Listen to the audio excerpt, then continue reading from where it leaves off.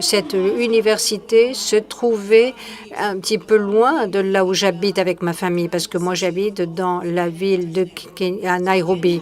Donc encore une fois, il a fallu que je laisse maintenant à l'université de Machakos, qui se trouve à 50 km seulement de là où j'habite. Donc, vous voyez, j'ai bougé. J'ai donc accepté, et j'en suis heureuse, de venir dans ce petit édifice que vous voyez là sur cette photo, qui est une structure en fait très basique. Il n'y a que 2 pièces, et les 2 pièces que nous avons sont utilisées pour la recherche en biologie, en chimie et en physique. Vous voyez, rien que 2 pièces qui sont consacrées à ces. Vous allez me dire, mais comment est-ce que c'est possible de n'avoir que 2 pièces pour autant de recherche?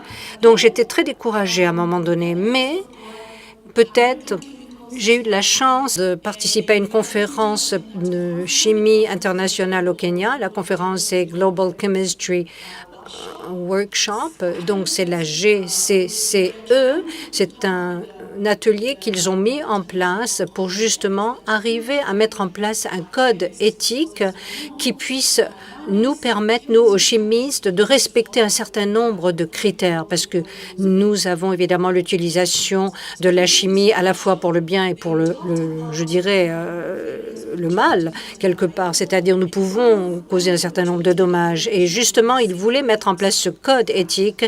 Et ce qui a été une chance inouïe, c'est qu'ils proposaient des bourses et des aides financières. Et il y a une bourse, à ma grande surprise d'ailleurs, qui a été proposée par les Américains, mais ayant vécu 5 ans aux États-Unis, je ne connaissais même pas l'existence de cette bourse et de cette possibilité.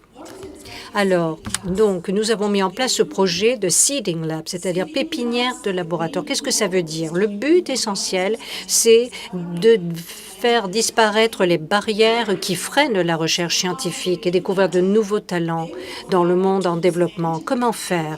Ils nous proposent l'équipement, les structures dont nous avons besoin et qui nous permettront justement à nous, jeunes chercheurs et futurs chercheurs, de participer pleinement à certains projets qui sont tout à fait innovants. Et la recherche de base fondamentale est en mettant en place un certain nombre de programmes.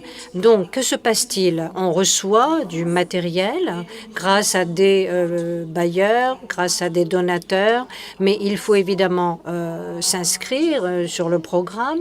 Il faut donc candidater et faire des propositions. Et si vos propositions sont agréées, acceptées, à ce moment-là, on vous donne les ressources dont vous avez besoin. En 2018, 2 universités de mon pays ont obtenu ces aides, l'USIU et le Mount Kenya University. L'USIU est une université de qualité où nous avons maintenant pas mal de matériel.